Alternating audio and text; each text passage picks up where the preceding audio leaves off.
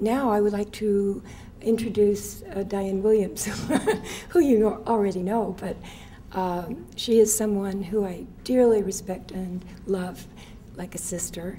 And she, as you know, started the Committee on Spirituality, Values, and Global Concerns in 2004. And she has continued on to develop and create the Source of Synergy Foundation. And so now, today, we are merging the two together to have this wonderful opportunity with you. So I'd like to ask Diane Williams to please come to the podium. Thank you.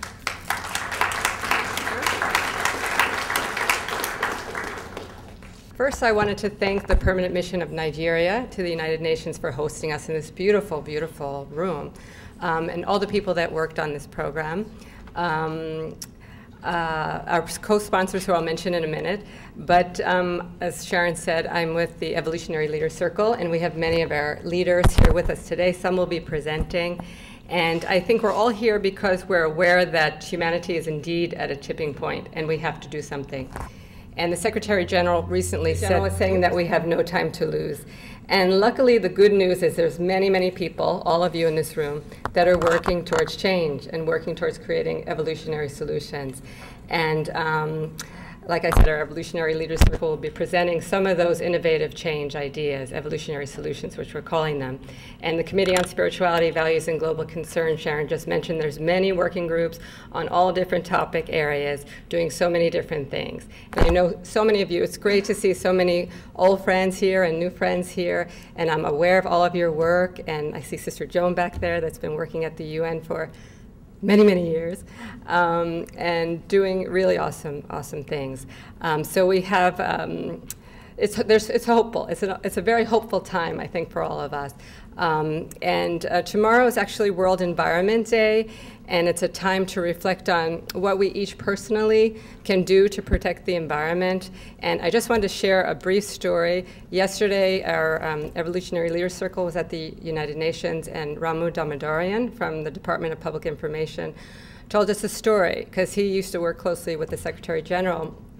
And they were taking their motorcade out one day, and he was in one of the cars, and all the motorcade just stopped.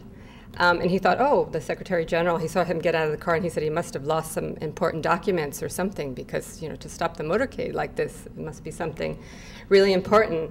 And they found out what was important was the Secretary General left the lights on in his bedroom, and he wanted to go back and shut off the lights. So to have that type of consciousness is, I think, a consciousness that we all strive to have. And tomorrow is World Environment Day, and I wanted to invite Jim Sniffen, our dear friend, who's retiring soon. We're going to miss him so much, from the United Nations Environmental Program, to talk about World Environment Day. So Jim, can you come up here for 1 minute? Thank you.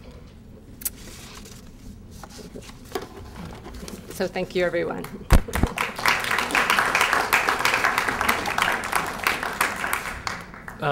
Thanks, Diane, and thanks to Sharon and Deborah and all my friends in the audience that I have known for many years.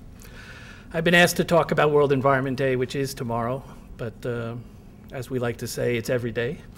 I think the topic of your meetings yesterday and today are quite fitting. Transition, tipping points. The ambassador's remarks are extremely fitting as well. In fact, I'll have to shorten my speech a bit because he touched on a few things that I was about to talk about. But anyway, World Environment Day aims to be the biggest and most widely celebrated global day for positive action on the environment. Activities take place year-round, but they culminate tomorrow, June 5th.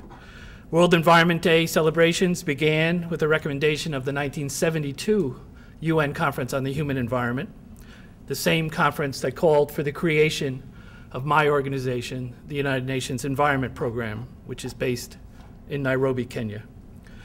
Through the day, UNEP tries to personalize environmental issues and enable everyone to realize not only their responsibilities, but also their power to become agents for change in support of sustainable and equitable development.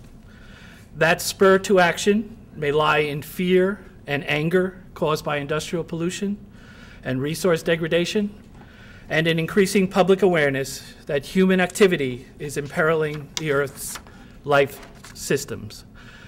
But it may also be seen in the rising demand of people around the world for economic justice, due regard for human rights, and above all, a voice in way the world is ordered. Whether it is World Environment Day, or Earth Day, or any day in between, individuals can make a difference. As Ambassador Sarki outlined, such action is needed now more than ever. Whether it's the threat from extinction of species at a rate not seen since the era of the dinosaurs, or the uncontrolled greenhouse gas emissions, which have been increasing almost every year since 1990, and particularly with a landmark passed very recently of 400 parts per million of carbon concentration in the atmosphere. In addition, environmental contaminants in the air, water, on land are at record levels and increasing day by day. Human population growth and the pressure of unsustainable material consumption are intensifying, putting increasing pressure on the Earth's life-giving, life-supporting, and life-affirming systems. Meanwhile, there is a dangerous assumption that environmental concerns can be subordinated to economic goals. As some of you well know, we draw on nature to fuel our economic growth, to power our homes, to pollinate our crops, and filter our wastewater. Environmental integrity is not merely a dimension of development on par with economic and social concerns. It is a requisite condition. Ladies and gentlemen, let me shift a bit to this year's World Environment Day. Each year, UNEP chooses a theme for the day. Working with FAO, the International Fund for Agricultural Development, and others, we decided on this year's motto of think, eat, save, reduce your footprint, a motto that reflects perhaps one of the most emblematic examples of unsustainable development. At least 1/3 of all food grown and produced globally, particularly in the developed world, is lost or wasted from the farm to the fork. It is an ethical issue, given that 1 in 7 people go hungry every night. But it is also an economic and very much an environmental issue. Every catch of fish, basket of fruit, or loaf of bread lost or thrown away is a loss of soil, energy, water, fertilizer, and labor for food that's never eaten, let alone the loss of forests and biodiversity cleared for food that is never eaten. As we well know, a healthy and safe environment does not fare well where poverty and deprivation exist. It does not flourish where there is ignorance. On World Environment Day, let us celebrate success, let us address ignorance through reasoned discussion and scientific inquiry, but let us also consider carefully the actions each one of us must take in our common task of preserving the Earth's life support systems, systems upon which all species, including the one we represent, are so dependent. Thank you, and I hope that some of you can join us tomorrow at the UN for World Environment Day.